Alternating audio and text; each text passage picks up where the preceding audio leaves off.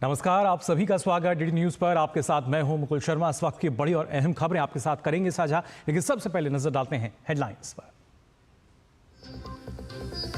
फिर जागा कांग्रेस का चीन प्रेम। सैम पित्रोदा ने चीन को लेकर दिया विवादित बयान। भाजपा ने साधा निशाना, कहा कांग्रेस पार्टी के चीन के साथ हुए करार का सैम पित्रोदा दिन दहाड़े कर रहे हैं इजहार। महाकुंभ में बढ़ती भीड़ के मद्देनजर रेल मंत्रालय का बड़ा फैसला। नई दिल्ली रेलवे स्टेशन पर शाम 4 से रात 11 बजे तक प्लेटफॉर्म टिकटों की बिक्री बंद। भीड़ नियंत्रण के लिए 60 स्टेशनों पर बनेंगे परमानेंट होल्डिंग एरिया। दिल्ली में शपथ ग्रहण की तैयारियों को लेकर भाजपा प्रदेश अध्यक्ष वीरेंद्र सचदेवा ने बुलाई बैठक। 19 तारीख को नए मुख्यमंत्री के नाम पर लगेगी मुहर। 20 फरवरी को शपथ लेने की संभावना।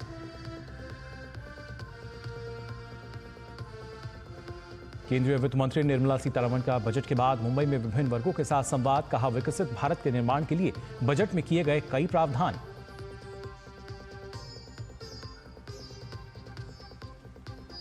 आर्थिक मोर्चे पर भारत के लिए अच्छी खबर। अप्रैल से जनवरी के दौरान देश का निर्यात 7.21% बढ़ा। इलेक्ट्रॉनिक्स और फार्मा के निर्यात में 80 और 21% की वृद्धि। और आइए अब खबरें देखते हैं विस्तार से। भाजपा नेता सुधांशु त्रिवेदी ने सैम पित्रोदा के विवादित बयान पर निशाना साधते हुए कहा कि इस तरह के बयान भारत की अस्मिता, कूटनीति और भारत की संप्रभुता पर बहुत गहरा आघात हैं। साथ ही उन्होंने कहा कि देश के खिलाफ लगातार ऐसे बयान देना कांग्रेस और इनके नेताओं की मानसिकता को दर्शाते हैं। इस प्रकार की बात सैम पित्रोदा जी ने कही है, वो भारत की अस्मिता, भारत की कूटनीति और भारत की संप्रभुता पर बहुत गहरा आघात है। उन्होंने इस प्रकार की बात कही कि चीन के साथ तो किसी प्रकार का विवाद ही नहीं है, जैसे भारत ही अग्रसर की भूमिका में, यानी आक्रामक मुद्रा लिए हुए। और ये कोई उनका अलग बयान नहीं है। ये ओवरसीज कांग्रेस के चीफ है, यानी समुद्र पारी कांग्रेस के प्रमुख हैं। अब समुद्र पार से तो सोरस के सुर भी कांग्रेस के साथ मिलते हुए नजर आते हैं, परंतु यहां पर एक बहुत गंभीर बात है कि जो कुछ सैम पित्रोदा ने कहा है, यह कोई आइसोलेटेड इवेंट नहीं है। भाजपा नेता ने कांग्रेस नेता राहुल गांधी के विदेशियों के साथ संबंध और चुनाव में विदेशी फंडिंग पर भी सवाल खड़े किए। उन्होंने आरोप लगाते हुए पूछा कि ऐसी कौन सी शक्तियां हैं जो भारत के चुनाव को प्रभावित करती हैं। आज हम साफ साफ पूछना चाहते हैं कि भारत के इलेक्शन प्रोसेस, जबकि फैक्ट ऑफ द मैटर यह है कि 2020 में आप याद करिए, जब अमेरिका में चुनावी प्रक्रिया को लेकर अनेक प्रकार के प्रश्न उठे थे, तो भारत की चुनावी प्रक्रिया की तारीफ की गई थी कि जो इलेक्शन वोटर सिस्टम हमारे यहाँ है, वोटर आईडी कार्ड वाला, वो उनके यहाँ होना चाहिए। परंतु ये कौन सी शक्तियां हैं जो भारत में इस प्रकार चुनावी प्रक्रिया को प्रभावित करने, परिवर्तित करने या उसके अंदर कोई समस्या उत्पन्न करने के हेतु से आर्थिक अनुदान पाती हुई दिखाई पड़ रही थी। यह बहुत गहरा संदेह हमारे मन में उत्पन्न होता है। सैम पित्रोदा के चीन प्रेम वाले बयान के बाद से लगातार विवाद जो है और बढ़ता नजर आ रहा है। बीजेपी के राष्ट्रीय प्रवक्ता प्रदीप भंडारी ने सैम पित्रोदा पर हमला बोलते हुए कहा कि राहुल गांधी एक एजेंट हैं जो भारत के हित में नहीं बल्कि चीन के हित में बोलते हैं। उन्होंने सवाल किया कि राहुल गांधी के दाहिने हाथ सैम पित्रोदा हमेशा चीन की तारीफ क्यों करते हैं। राहुल गांधी एक ऐसे एजेंट हैं जो हिंदुस्तान के इंटरेस्ट के बारे में कम बात करते हैं, चीन या जॉर्ज सोरोस के इंटरेस्ट के बारे में ज्यादा बात करते हैं। कांग्रेस पार्टी की हमदर्दी भारत से कम चीन से ज्यादा दर्शाती है। सवाल देश की जनता के सामने राहुल गांधी को यह देने की जरूरत है कि उनके राइट हैंड सैम पित्रोदा हमेशा चीन की तरफदारी क्यों करते हैं, राहुल चीन को इतना बैक क्यों करते हैं। क्या कांग्रेस पार्टी सिर्फ और सिर्फ चीन के एजेंट और जॉर्ज सोरोस का रिमोट कंट्रोल बनकर रह गई है, और इसीलिए देश की जनता के सामने the Indian national Congress today has become the Indian anti national Congress. और आइए खबरों में अब आगे बढ़ेंगे, बात कर लेते हैं दिव्य भव्य महाकुंभ की।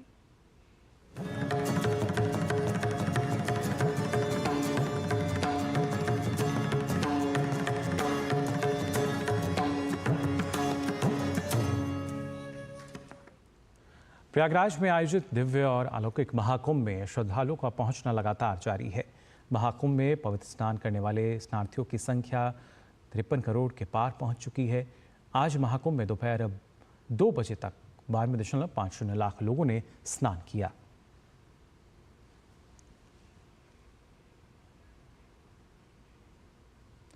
वहीं उत्तर प्रदेश के मुख्यमंत्री योगी आदित्यनाथ ने युवा उद्यमियों के साथ संवाद किया। मुख्यमंत्री ने कहा कि महाकुंभ विश्व का सबसे बड़ा आध्यात्मिक और सांस्कृतिक आयोजन बन चुका है। इस आयोजन के माध्यम से हम भारत की आस्था को दुनिया के सामने रखकर अपनी ताकत का एहसास करा रहे हैं। देश की आस्था को सम्मान प्रधानमंत्री मोदी के नेतृत्व में प्राप्त हुआ है। महाकुंभ के इस आयोजन में जो अब तक दुनिया का सबसे बड़ा आध्यात्मिक और सांस्कृतिक आयोजन बन चुका है। अब तक 53 करोड़ श्रद्धालु जन मां गंगा, मां यमुना और मां सरस्वती की त्रिवेणी में आस्था की पावन डुबकी लगा चुके हैं। आयोजन के माध्यम से हम लोग भारत की आस्था को दुनिया के सामने भी दिखा करके अपनी ताकत का एहसास भी करा रहे हैं। पिछले 10 वर्ष के अंदर देश के अंदर जो एक माहौल खड़ा हुआ, पहली बार देश की आस्था को सम्मान प्रधानमंत्री मोदी जी की लीडरशिप में प्राप्त हुआ। वहीं रेल मंत्रालय ने नई दिल्ली रेलवे स्टेशन पर मची भगदड़ के बाद भीड़ को नियंत्रित करने के लिए कई कड़े कदम उठाए हैं। देश भर के 60 सबसे व्यस्त और भीड़ वाले स्टेशन पर परमानेंट होल्डिंग एरिया बनाने का फैसला लिया गया है। स्टेशनों पर बढ़ती भीड़ को नियंत्रित करने के लिए ये फैसला लिया गया है। साथ ही मामले की जांच पूरी होने के बाद जिम्मेदार लोगों पर कार्रवाई भी की जाएगी। वहीं रेलवे दिल्ली में सभी स्टेशन पर कैंपेन भी चलाएगी। साथ ही साथ यात्री, कुली, दुकान वालों से रेलवे को लेकर सुझाव मांगे जाएंगे। ग्राउंड सिचुएशन जानने के लिए सबसे फीडबैक लिया जाएगा। रेलवे के लिए यात्री सुविधा सबसे पहले है। इससे पहले भीड़ प्रबंधन के लिए नई दिल्ली रेलवे स्टेशन पर शाम 4 बजे से लेकर रात 11 बजे तक अगले 1 सप्ताह के लिए प्लेटफॉर्म टिकट की बिक्री बंद कर दी गई है। इसके साथ ही भारतीय रेलवे ने महाकुंभ के श्रद्धालुओं के लिए आज से 5 अतिरिक्त विशेष ट्रेनें निर्धारित की हैं। इसके साथ ही रेल मंत्रालय की ओर से ये भी स्पष्ट किया गया है कि प्रयागराज की ओर जाने वाली सभी विशेष ट्रेनें प्लेटफॉर्म नंबर 16 से चलाई जाएंगी। साथ ही प्रयागराज जाने के इच्छुक सभी यात्री नई दिल्ली रेलवे स्टेशन के अजमेरी गेट की तरफ से आएंगे और वहीं से जाएंगे। मंत्रालय ने यात्रियों से अफवाह पर ध्यान न देने का भी अनुरोध किया है और उनसे किसी भी पूछताछ और यात्री सहायता के लिए हेल्पलाइन नंबर 139 पर संपर्क करने को कहा है। इसके साथ ही रेल मंत्रालय ने स्पष्ट किया है कि सभी प्लेटफॉर्म से नियमित ट्रेनें हमेशा की तरह चलती रहेंगी। यह उपाय ज़्यादा भीड़भाड़ वाले समय में भीड़ को एक प्लेटफॉर्म पर इकट्ठा होने से रोकने की दिशा में एक कदम है। मंत्रालय ने यात्रियों की सहायता के लिए नई दिल्ली रेलवे स्टेशन पर रेलवे पुलिस बल यानी आरपीएफ और राजकीय रेलवे पुलिस यानी जीआरपी बलों की तैनाती भी बढ़ा दी है। उत्तर रेलवे ने प्रयागराज की ओर जाने वाली लोगों की अतिरिक्त संख्या को कम करने के लिए कल शाम 7 बजे तक 3 विशेष ट्रेनें चलाईं। कल प्रयाग क्षेत्र में 388 गाड़ियां चलाई गईं और लगभग 18.5 लाख से अधिक यात्रियों ने यात्रा की। प्रयागराज की ओर जाने वाली नियमित ट्रेनों के अलावा शाम के समय की व्यस्ततम मांग को पूरा करने के लिए एक और विशेष ट्रेन रात 9 बजे रवाना हुई। और बात दिल्ली की राजनीति को लेकर। दरअसल दिल्ली में अगले सीएम पर सस्पेंस के बीच दिल्ली बीजेपी की अब से कुछ ही देर में बैठक होने जा रही है। बैठक में विनोद तावड़े और तरुण चुग के मौजूद रहने की संभावना है। बैठक में दिल्ली की शपथ ग्रहण तैयारियों पर चर्चा होने की भी उम्मीद है। इससे पहले दिल्ली के विधायक दल की बैठक को फिलहाल टाल दिया गया है, जिसके पीछे नई दिल्ली रेलवे स्टेशन पर शनिवार रात हुए हादसे को बड़ी वजह माना जा रहा है। इस बीच अटकलें हैं कि विधायक दल की बैठक 19 फरवरी को और शपथ ग्रहण 20 फरवरी को होगा।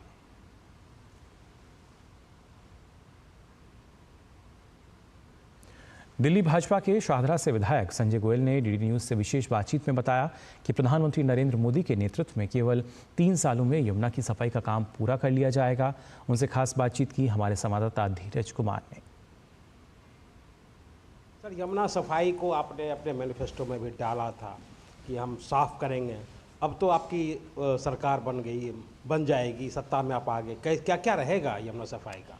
देखिए, बिल्कुल आपने सही कहा कि संकल्प पत्र में हमने जनता के समक्ष कहा था कि हम यमुना को सौंदर्यीकरण करेंगे, यमुना में जो पानी रहेगा वो स्वच्छ जल रहेगा, पीने योग्य रहेगा, साथ में नहाने के लिए जो स्नान की हमारी परंपरा है, क्योंकि यमुना नदी में छठ पूजा पर जब अर्घ दिया जाता है तो उस समय भी बहनें हमारी माताएं खड़ी होती हैं, तो वो बिल्कुल उसको हम 100% माननीय प्रधानमंत्री श्री नरेंद्र मोदी जी के नेतृत्व में ये सब कार्य होंगे। और उन्होंने स्वयं कहा, जब हमारी भारतीय जनता पार्टी की सरकार 8 तारीख को जब अस्तित्व में आई, जीत कर आए हम 48 विधायक, तो उन्होंने यही हमको संदेश दिया कि यमुना हमारी प्राथमिकता रहेगी और यमुना से ही दिल्ली की पहचान, दिल्ली की देश की राजधानी की पहचान होगी।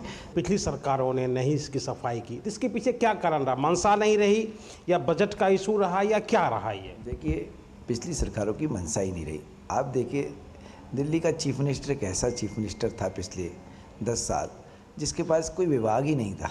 एक विभाग था चुनाव लड़ने का, हर राज्य में चुनाव लड़ा जाए, और दिल्ली को उन्होंने कोई ना तो संकल्प लिया, मंशा तो बिल्कुल थी नहीं, सिर्फ घोटाला करना। और केंद्र की सरकार ने हज़ारों करोड़ रुपए इस यमुना की सफाई के लिए इस केजरीवाल सरकार को दिए थे।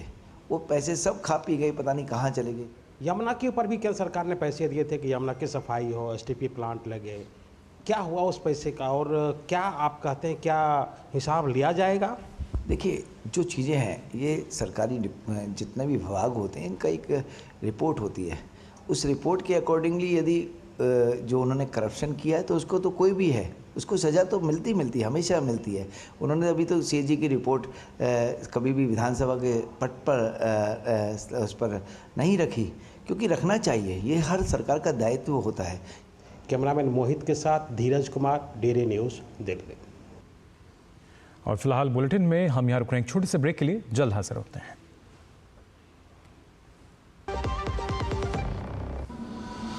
अगर आप एक ऐसी धरती की तलाश में हैं जहां अनंत संभावनाएं और अपार अवसर एक साथ मिलते हों, जहां एशिया का सबसे लंबा high speed automotive testing track हो और दुनिया के प्रमुख वाहन निर्माता स्थित हों, जहां भारत की 27% ऑर्गेनिक फसलें 11 यूनिक एग्रो क्लाइमेटिक जोन्स में उगाई जाती हैं, जहां 300 से अधिक फार्मा कंपनियां दुनिया के 160 देशों में दवाइयों का निर्यात कर रही हों, जहां कॉटन, सिल्क और डिफेंस मैन्युफैक्चरिंग नई इंडस्ट्रीज के साथ विकसित हो रही हों, जहां 1 लाख एकड़ से अधिक का इंडस्ट्रियल लैंड बैंक और प्राकृतिक संसाधनों की भरपूर उपलब्धता हो, जब ये सारी संभावनाएं एक जगह मिलती हों, तो समझ जाइएगा कि आप भारत के हृदय मध्य प्रदेश में हैं। स्वागत है आपका 8वें ग्लोबल इन्वेस्टर्स समिट 2025 में, जहां मुख्यमंत्री डॉक्टर मोहन यादव प्रधानमंत्री श्री नरेंद्र मोदी के विकसित भारत के विजन को आगे बढ़ा रहे हैं। आप आइए, आपको लगे पॉलिसी से आउट ऑफ वे भी जाना हो तो सरकार तैयार है आपकी सारी मदद करने के। इन्वेस्ट मध्य प्रदेश, अनंत संभावनाओं का प्रदेश। 24 और 25 फरवरी 2025, भोपाल, मध्य प्रदेश। नमस्ते, मेरा नाम रवि है। बहुत सालों से मैं अपना सीएनजी ऑटो चलाता हूँ और इससे मिलने वाले माइलेज से मैं खुश हूँ। नमस्ते, मैं राजेश हूँ। मैंने कुछ महीने पहले कंप्रेस्ड नेचुरल गैस पर स्विच किया है। सीएनजी कम कीमत पर अधिक फायदा देती है और ये आसानी से उपलब्ध है। सीएनजी एक प्रदूषण रहित ईंधन है। इसकी उच्च इग्निशन तापमान के लिए धन्यवाद। आज ही सीएनजी अपनाएं।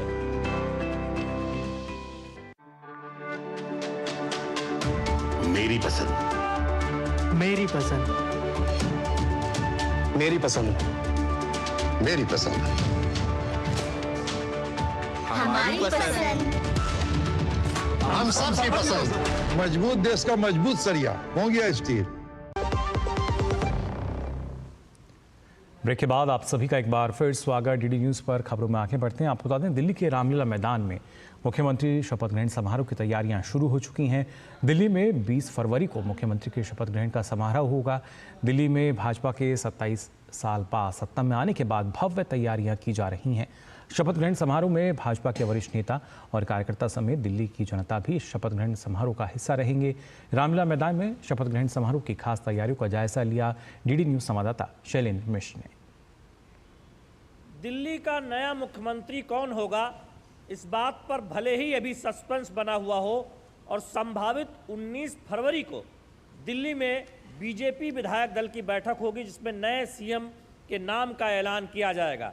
लेकिन कहा जा रहा है कि 20 फरवरी को जो शपथ ग्रहण की तारीख है वो तय हो गई है और जगह भी तय हो गई है जहां पर शपथ ग्रहण समारोह होना है और वहां पर तैयारियां शुरू हो गई है। आप देखिए इस वक्त हम मौजूद हैं दिल्ली के ऐतिहासिक रामलीला मैदान पर, जहां पर शपथ ग्रहण की तैयारी शुरू हो गई है। 27 वर्ष बाद बीजेपी की दिल्ली में शानदार वापसी हुई है, लिहाजा रामलीला मैदान को चुना गया है भव्य शपथ ग्रहण समारोह के लिए। प्रधानमंत्री नरेंद्र मोदी और एनडीए शासित राज्यों के मुख्यमंत्री और उप मुख्यमंत्रियों के इस शपथ ग्रहण समारोह में शामिल होने की उम्मीद है और साथ ही साथ बड़ी संख्या में बीजेपी कार्यकर्ता और दिल्ली की जनता मौजूद रहेगी। इसीलिए रामलीला मैदान को चुना गया है। तमाम वीवीआईपी मौजूद होंगे और मौजूद होगी दिल्ली की जनता। तो भले ही अभी सस्पेंस बरकरार है कि कौन होगा दिल्ली का मुख्यमंत्री, लेकिन जहां पर शपथ ग्रहण समारोह होना है वहां तैयारियां शुरू हो चुकी हैं दिल्ली के ऐतिहासिक रामलीला मैदान में। कैमरामैन राधे कृष्ण के साथ शैलेंद्र मिश्र, डीडी न्यूज, दिल्ली। तो जल्द ही जो सीएम पद का कौन दावेदार है उसका चेहरा भी साफ तो हुआ नजर आएगा। वहीं दिल्ली के अपर मुख्य सचिव नवीन कुमार चौधरी ने यमुना का निरीक्षण किया। उन्होंने बताया कि यमुना नदी की सफाई का कार्य जारी मिशन मोड पर किया जा रहा है। साथ ही हमारा लक्ष्य है कि अगले 3 साल से पहले सफाई का काम पूरा कर लिया जाएगा। सफाई के लिए हम अत्याधुनिक मशीनों का प्रयोग कर रहे हैं। यमुना की सफाई के लिए हाईएस्ट लेवल पे कमिटमेंट्स किए गए हैं। एसडी साहब खुद मीडिया में इस पर बात कर चुके हैं। यमुना की सफाई 3 साल में पूरी की जाएगी। दिसंबर 2027 हमारा आउटर डेडलाइन होगा और हमें कॉन्फिडेंस है, एडमिनिस्ट्रेशन को कॉन्फिडेंस है कि हम इसको दिसंबर 2027 से पहले पूरा कर लेंगे। हमें 3-4 काम करने होंगे इसके लिए। एक तो जो आप अभी देख रहे हैं 7 बड़ी मशीनें लगी हुई हैं जो यमुना में जितना भी सॉलिड वेस्ट है, कचरा हो गया, लकड़ी के सामान हो गए, पूजा सामग्रियाँ हो गई, वीड्स निकल आए हैं, जंगल निकल आए हैं, जलकुंभियाँ हैं, उनको निकाल रही हैं, बाहर कर रही हैं। तमिलनाडु में राष्ट्रीय शिक्षा नीति के तहत 3 भाषा नीति को लेकर केंद्रीय शिक्षा मंत्री धर्मेंद्र प्रधान ने कहा कि छात्रों के बीच प्रतिस्पर्धा पैदा करने के लिए हमें कॉमन प्लेटफॉर्म पर आने की ज़रूरत है। उन्होंने कहा कि हम सभी भाषाओं का सम्मान करते हैं। राष्ट्रीय शिक्षा नीति में हिंदी भाषा पर जोर दिया गया है। तमिल हमारी सभ्यता की एक प्राचीन भाषा है, लेकिन अगर तमिलनाडु का छात्र कई भाषाएं सीखेगा तो इसमें क्या गलत है। दरअसल तमिलनाडु के मुख्यमंत्री एम.के. स्टालिन ने रविवार को केंद्रीय शिक्षा मंत्री धर्मेंद्र प्रधान पर ब्लैकमेल करने का आरोप लगाया था। स्टालिन ने कहा कि केंद्रीय शिक्षा मंत्री ने कथित तौर पर यह रुख अपनाया है कि जब तक तमिलनाडु राष्ट्रीय शिक्षा नीति और 3 भाषा फार्मूले को स्वीकार नहीं कर लेता तब तक केंद्र सरकार की तरफ से उसे फंड नहीं दिया जाएगा।